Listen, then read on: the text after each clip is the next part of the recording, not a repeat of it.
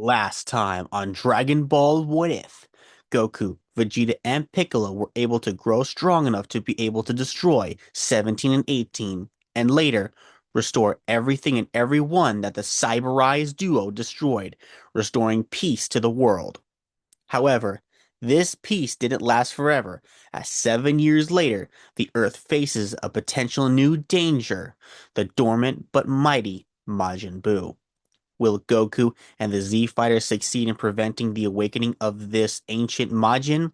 Find out now on Dragon Ball What If?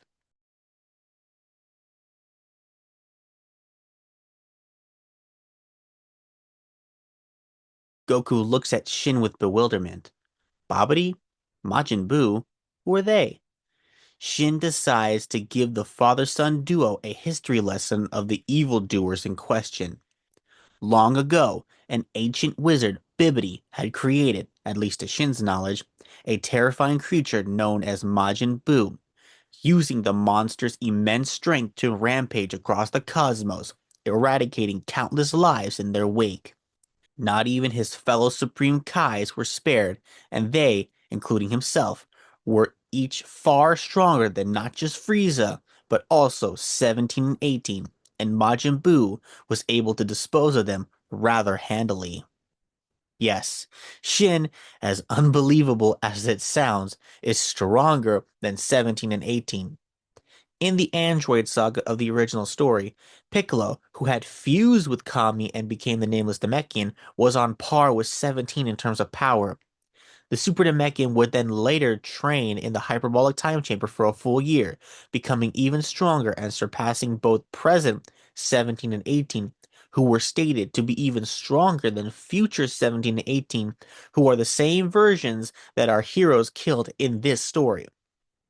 And yet, Piccolo had considered Shin to be stronger than himself, which was supported by the Daizenshuu as well, an official Dragon Ball guide. Shin further explains that Majin Buu was said to attack Earth next, so was sealed to safely transport him to said planet, but reawakened once Babidi was ready. But thankfully was killed by Shin himself before the evil wizard released the monster. Unfortunately, Babidi had a son named Babidi, who has Majin Buu in his possession, and is now trying to gather enough energy from others to fully resurrect the beast. This made Goku consider Majin Buu's threat level more seriously. This ancient monster was able to beat a group of people who could easily handle the android duo that gave them trouble and grief initially. That was certainly a factor to consider.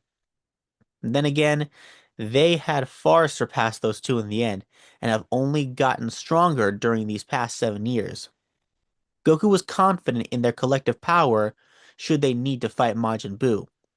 Regardless, Goku agrees to lend Shin and Kibito his assistance in stopping this current threat. This pleased Shin and invited the Saiyan to join him and Kibito to the sacred world of the Kais in order to best prepare him for the battle against Babidi and his minions. Goten wants to join his father, but Goku wants him to stay home, as this might be too much for Goten to handle. Goten and Trunks could be the last line of defense in case things go south. Goten pouts, but relents, and decides to stay home. Goku also decides to inform Chi-Chi about the situation, and she understands, but wants her husband to be careful, to which Goku reassures her that he will. And from there, Goku teleported with Shin and Kibito to the sacred world of the Kais. Once they've arrived, Shin immediately tells Goku that he would like the Saiyan to try to free an ancient weapon from its stony containment, the Z-Sword. Goku doesn't exactly know what this Z-Sword is, but is willing to go along with Shin's plan if it's supposed to help. Once they had arrived to the sword's location, Goku finally got a good look at the sword. The blade looked pretty rooted to the ground, but Goku was sure he could pull the sword out from the stone. Though, Kibito did point out that no one had been able to successfully pull out the sword, not even the Supreme Kai himself. So, in Kibito's opinion, if the highest Kai couldn't pull out the sword, then there's no way a mere mortal could do it. But before Goku could make an attempt, a figure suddenly appeared in front of them. It was Gohan, who had teleported to his father's location using instant transmission. Wait, what? Yep, Gohan was able to learn instant transmission thanks to Goku and King Kai's help. With King Kai's helping hand when it came to explaining the subject of spirit control, Goku was able to teach Gohan how to use instant transmission. This also increased Gohan's strength even further, as refining one's own spirit using spirit control boosts one's own battle power.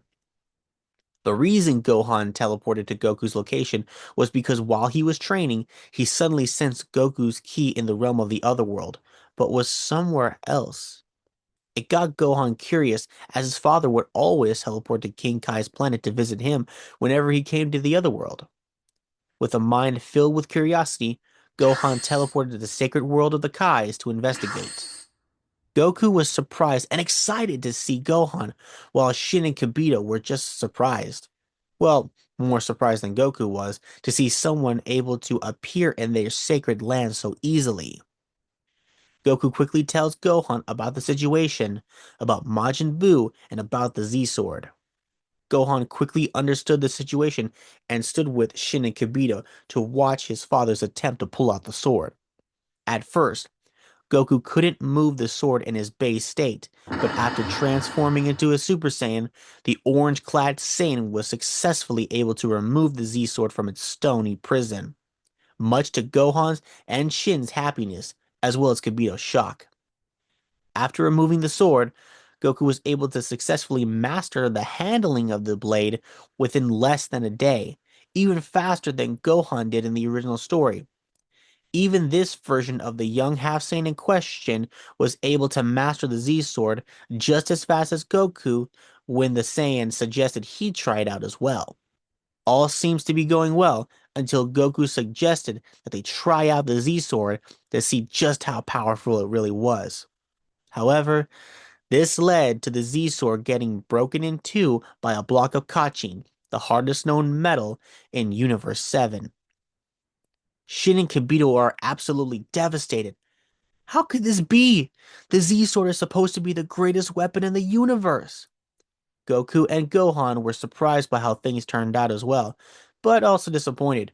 Well, guess all the legends surrounding the Z-Sword were just exaggerated hype. Everyone's train of thought was interrupted as a new figure appeared and made himself known. Elder Kai. Elder Kai goes on to explain that he's a Supreme Kai just like Shin, who was sealed inside of the Z-Sword 75 million years ago. Jeez, how ancient can you Kais get? He further explains that he has the ability to unlock a person's potential, which amazed both Shin and Kibito. But Goku wasn't really impressed, as he had experienced such things with the Ultra Divine Water. So Goku viewed this technique as a pretty common ability, which greatly annoyed the Elder Kai. Hmm, well, if this young whippersnapper is so skeptical about his power, maybe he should experience it for himself. Yup, Elder Kai offers Goku the chance to have his own potential unlocked as a means of extra insurance against the battle with Babidi and his minions. Goku actually accepts the offer, knowing that it's better safe than sorry when preparing to face this unknown threat. 25 hours later, Elder Kai finishes the ritual, unlocking Goku's potential in the form of Ultimate. Elder Kai tells Goku to activate the form by powering up like he's going Super Saiyan. Goku obeys Elder Kai's direction as he begins to power up. Elder Kai is sent flying as the orange-clad Saiyan's power instantly shoots up, his familiar white base aura now accompanied by blue bioelectricity. Everyone is shocked by Goku's newly awakened power. Even the Saiyan himself was surprised. This new state of being wasn't even a Super Saiyan form, but its power was easily twice as strong as the second level. Wait, only twice? Yep. While Goku is very powerful to say the least, he doesn't have the same vast potential as Gohan does, since his son is a hybrid Saiyan and he himself is a pureblood. So, Goku's own version of the ultimate form isn't as strong as Gohan's in the original manga. We're going to be generous and say Ultimate Goku is 2 times stronger than Super Saiyan 2 Goku at this point in time, but that's about it. Goku thanks Elder Kai for his help, to which the ancient deity just waves it off, not treating it like a big deal. He turns to Gohan, giving his assurance that he and the others will prevent Babidi and this Majin Buu from destroying their home. Gohan returns Goku's confidence with a proud smile, knowing that his father will take on this new threat and protect the Earth. And with that, Goku teleports with Shin and Kibito, now ready for the battle against Babidi. Well, I use the term battle pretty loosely, as this quote unquote battle wasn't even one to begin with. The Z Fighters absolutely destroy Babidi and his minions, and it's not even close. While Dabura is very powerful in his own right, the main hitters of our heroes, Goku, Vegeta, and Piccolo, had all far surpassed his power level a long time ago. Even if Dabura got a lucky shot in with his stone spit, it would most likely just hit Krillin first, like how things played out in the Buu saga. But it would amount to nothing, as the Saiyan duo and Super Namekian would just blitz and evaporate the Demon King without any actual effort. Not only that, Babidi's effort to convert Vegeta into a Majin wouldn't work in this story either. The only reason the wizard was even able to do that in the first place was because Vegeta let himself be turned into a Majin, as he wanted to obtain more power to be able to fight against Kakarot. And even when Babidi succeeded, he wasn't able to enslave Vegeta simply because the Saiyan was far too powerful and prideful to be controlled. The second reason this wouldn't work is because in this story, Goku didn't die from the heart virus, nor was he killed by any of the androids. So he and Vegeta had gotten the chance to fight as many times as they wanted, pushing each other to get stronger. Their relationship had also evolved during the 7 years of peace, from rivals to being true friends. But don't let Vegeta hear you say that. So, with no way of saving himself, Babidi met his end at the hands of Shin, just like his father before him, preventing the resurrection of Majin Buu. Goku later on teleported to the sacred realm of the Kais with Shin and Kibito to inform both Gohan and Elder Kai about their success in stopping Babidi, to which the duo already knew as they had witnessed the whole beatdown, battle using Elder Kai's crystal ball. That was the easiest battle they had fought, and while Goku was happy that the Earth was safe again, a small part of him is almost kind of disappointed. Don't get him wrong, he doesn't want Earth to be in danger or anything, but with all the hype Babidi and Majin Buu had, he was honestly expecting more of a challenge from the evil wizard and his group. But oh well, it all worked out in the end. Gohan chuckled. Yup, that's his dad. Goku didn't even get to truly test out his new power against those guys. That's when an idea hit him. He calls out to Gohan, asking if he wanted to have a sparring match, saying that they haven't had an all-out match against each other in a while. Gohan agrees to this request, equally interested in experiencing the true depths of his father's ultimate form for himself. Well, well, it seems that an all-out fight between father and son is about to ensue. How will Gohan fare against this seemingly ultimate warrior that his father has become? Leave a comment down below to give out your thoughts, as well as a like and subscribe in order to tune in next time on this Dragon Ball What If?だんだん心惹かれてくその眩しい笑顔に果てない闇から飛び出そう Hold my hand